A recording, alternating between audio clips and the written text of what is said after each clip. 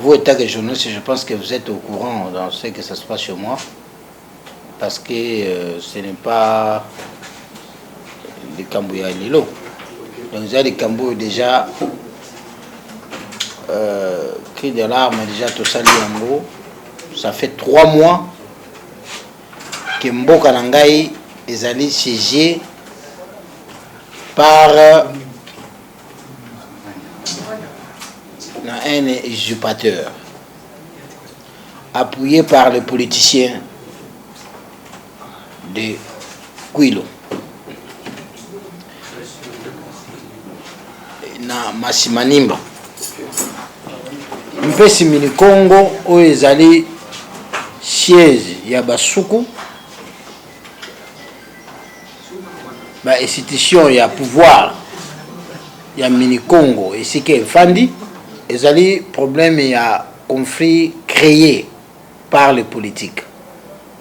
Sikalelo oyo ngai grand chef mini Congo oyo nazali intronisé coutumièrement et na bazouzi à l'état pouvoir nanga ezali menacé pas ya banane, menacé pas ya ba politicien. Un de ministre en fonction, selon lui, il doit commander pouvoir coutumier. Et il a créé monsieur Namutela Naro qui est Manjita. Cela veut dire adjoint Nangai, o Ngai moko na tiaki na bokonzi.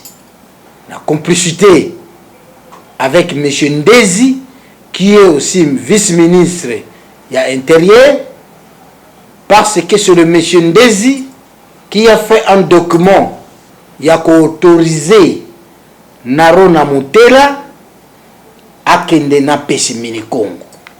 On était allé voir le ministre de Justice, le procureur de la République et cassation, tout ça là qui procédure nyonso oyo état que tozali batu ya mibeko ya l'état tokoki ko sala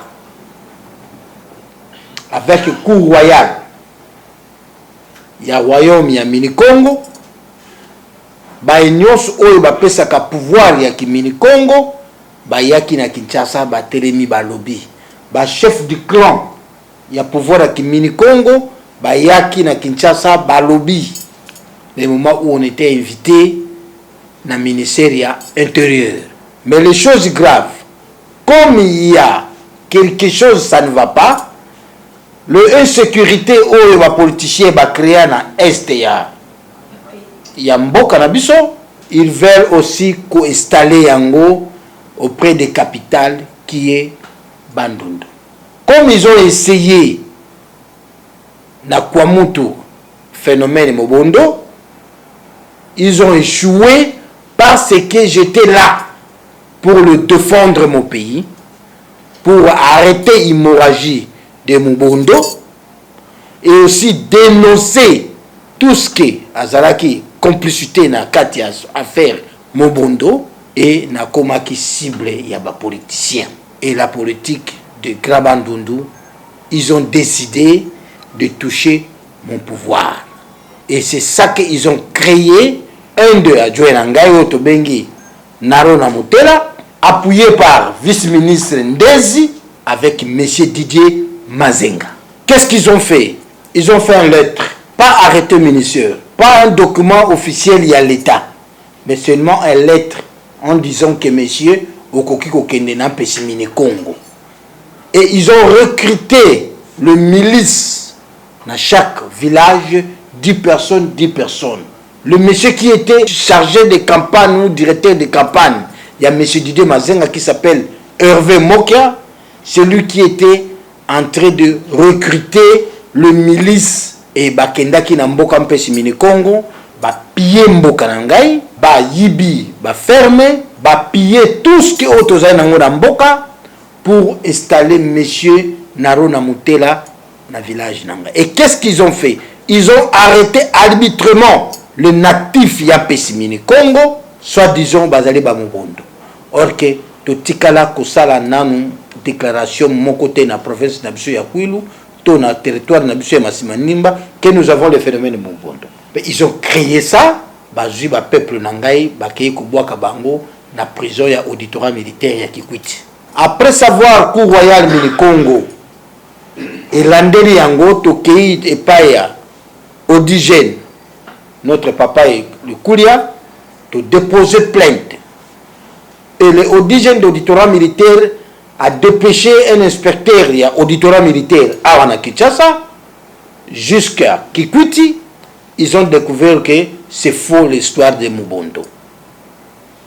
Comme il y a toujours des mains noires de politiciens dedans, aurait pas libéré Bana ya Pesi Mini Congo, bazui bango lisusu kolongola na auditorat et lungwe Mubondo bakei kotinda bango na parquet ya Bulungu. Et si kawapi un certain monsieur Abe Wingi qui travaille au Azali, un des leaders il y a famille ya basclave Wunda au Azali derrière ya makambo oyo.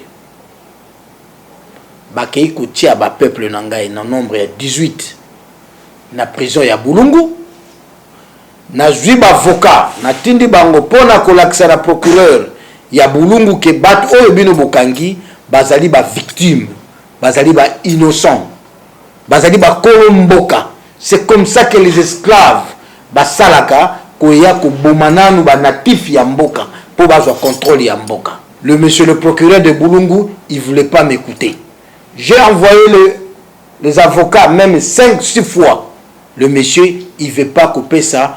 Bana oyo bazali ba victime liberté provisoire.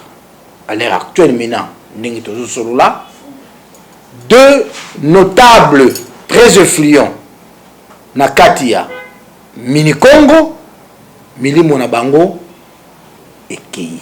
Donc bakufi na katia prison ya Bulungu. Et là maintenant, ezali kotinda biso basuku na soulèvement ou quoi? Parce que tokei na ministère de la justice, tokei partout kolaksa été, il y a quelque chose qui se prépare na territoire ya Masimanimba par les politiciens. Mais comme c'est radio, silence radio. Autorité mon côté, azo linga koyoka, autorité mon côté, azo réagir. Tout ça, moi j'appelle ça l'ennemi de la République.